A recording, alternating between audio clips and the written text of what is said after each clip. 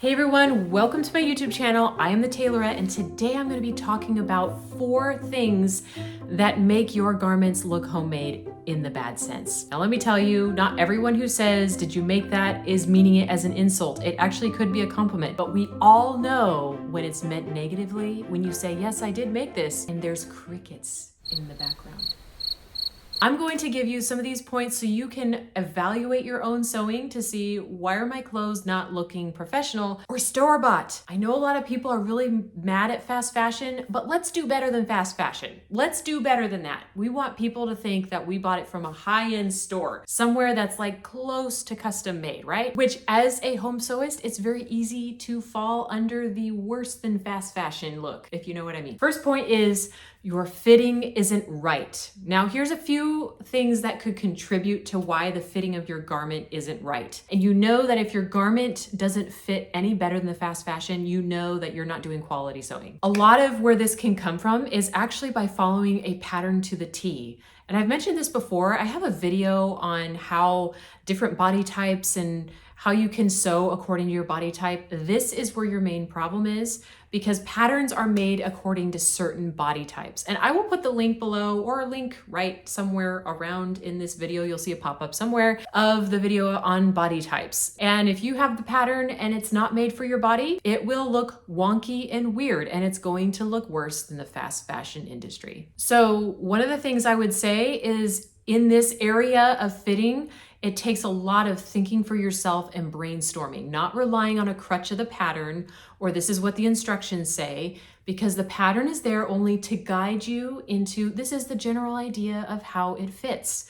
And so when you approach a pattern, look at it and say, that does not line up with my waist measurement. That is actually going to be too snug or way too loose, or you might make a mock-up and it doesn't look right. Fix it. It's okay if it's not a part of the pattern. And a lot of people chuck the patterns and say, this is a bad pattern because it didn't fit me right. Yes, there are such things, like a lot of AI patterns really do not fit people, and really you honestly should just draft your own, because AI really stinks at drafting patterns right now. If you put on a mock-up, you make a mock-up for your outfit that you're wanting to make, and just literally chop it up where you feel like you need to chop it up. There's too much here, let's take this in. Pin it up. Shoulders need to be taken up. Sides need to be taken in. Sleeves are too long. There's too much bulk around here. Figure out how to get rid of that. The garment's not gonna look amazing if it doesn't fit your body. So basically, this is what I say to people: use common sense. Really, sewing is common sense. It's not this big scientific explosion that is in a lab. Do whatever makes sense to your brain. If you make a mistake, you'll figure it out. And these big pattern companies, I won't rail on them too much, but I will have to say I have been very frustrated with a lot of them, and I have abandoned a lot of them. I will save that for another video. I will do a video on why commercial patterns can be very frustrating. Okay, point number 2 is you're using the wrong fabric. This is a big one.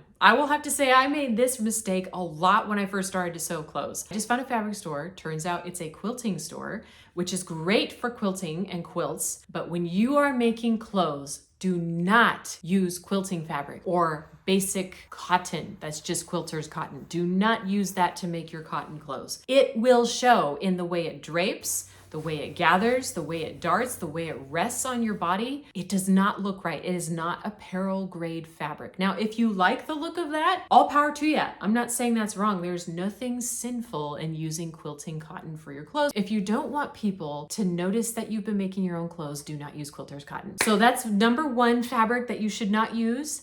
I'm not going to give you a list of other fabrics that you shouldn't use, because each fabric has its purpose. A lot of people will take a lightweight garment pattern or a design, and they will use a heavyweight fabric because they like the color, the print that's on there. No go. Like this shirt, it's very lightweight. This is like a cotton lawn or even a voile. If you were to use a really heavyweight denim on that, this changes the whole look of this garment. This is supposed to be summery and breezy and airy. And if I'm gonna use a heavyweight denim on it, it's gonna change the style and the look that I'm going for. So really looking at those different weights of fabric, like 5 ounces versus 7 ounces, or another thing that could be the wrong type of fabric is there are certain prints that I think fit into apparel prints and some that fit more into cutesy or more quilting. I would say this is one of the bigger ones that I have seen is when you take, say, you could make a cherry dress, right? A dress with cherries on it. That is totally appropriate. Clothes that have cherries on it, absolutely adorable. I'm going to make a dress with cherries on it. However, there is the wrong type of cherry fabric to buy for a dress.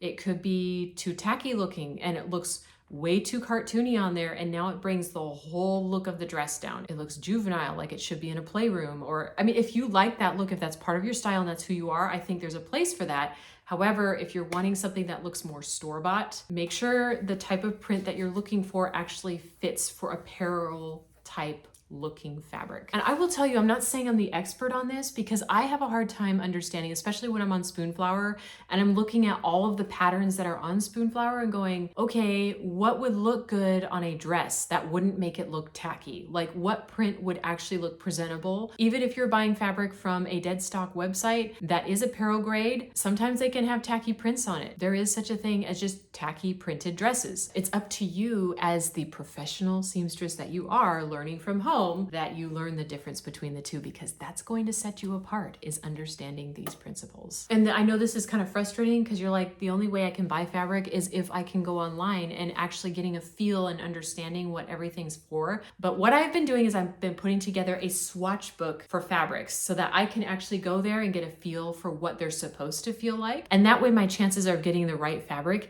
is a lot higher, which I'm gonna do a video on that. So hit that subscribe button if you want to see me put together a swatch book. Number 3 is you're not using enough techniques, really like proper techniques. Number 1 that sticks out to me all the time is no one does top stitching. People use the wrong fabric, they do bad fitting, and they don't do top stitching or any techniques to make it look professional. What I do with top stitching is I will go on Pinterest and I look at the clothes that I like and I see, where is the seam ironed to? Is it ironed to the back, the front, up or down?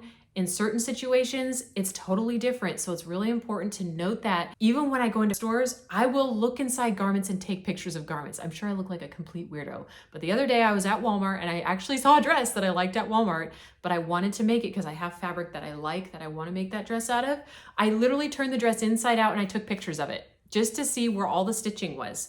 This is going to make or break your sewing, is if you apply this to your sewing. Also, another thing is using the wrong zippers or the wrong notions for your project. If you're making a pair of jeans and you're using a basic regular zipper, all-purpose zipper, yucky, don't do that. Use a denim zipper to make jeans. Okay, if you're making a jacket, use a jacket zipper, which is kind of like a denim zipper. Sometimes the way you install a zipper really matters too. And this is where taking pictures of clothes in the store is really important, because you'll notice that certain things are done a certain way to go with the look of the dress. And so that's where taking the picture of the dress inside out and right side out and taking pictures of details of that dress really matter. Sometimes this one doesn't contribute as much, but it can contribute to the overall problem, is if your seams don't line up in the places that they should. Like for instance, on this shirt, if this up here was completely uneven like that, yeah, that would make it look homemade. Or if your buttons were put in the wrong place and you have a little gap there,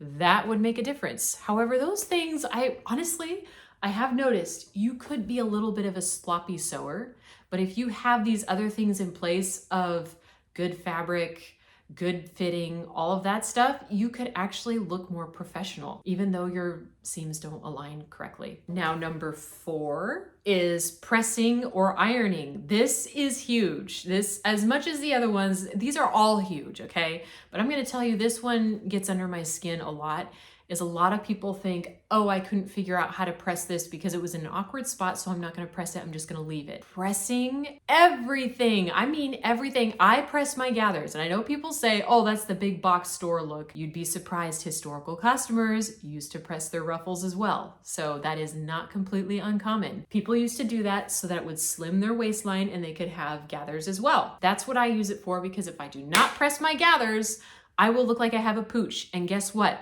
My waist is the best part of my body. I do not have problems with my waist.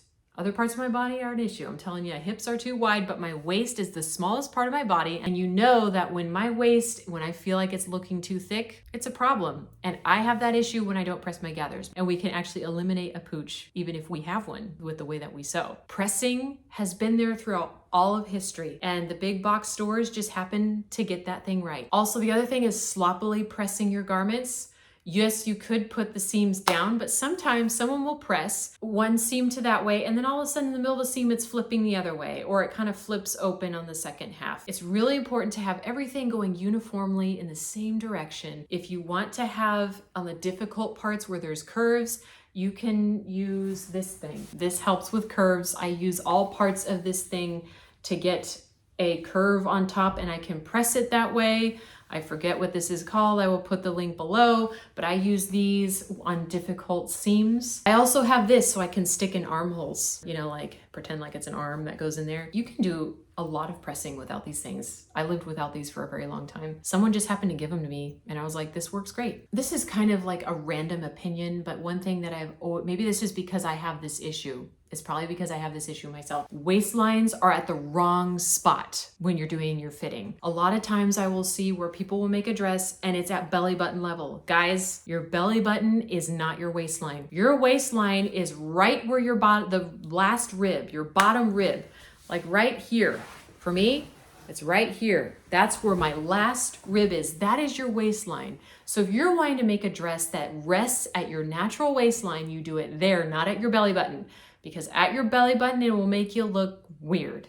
I have seen it over and over again. Actually, I see this in stores as well. When people buy dresses from stores, the waistline will sit lower, like at their belly button, and they think that's normal. So when I make my dresses, I always measure from my shoulder to my waistline, which is the last rib, unless you're doing a drop waist. That's different. Obviously, it's meant to be a drop waist. Now, whether a drop waist looks better on you or not, it depends on your body type. So that wraps up this video. I hope I didn't offend anybody in this video. If you have your own personal way of doing things, if you like using quilters cotton, I am not discriminating against you. This video is not to be insulting, but to give my personal preference of how I have observed when somebody thinks something is homemade. So if you want to see more content on how you can make your clothes more professional, that is my whole goal in my sewing room, is to make things look legitimate, like you bought it from the store, if not better. So hit that subscribe button, like this video, and I will see you next time.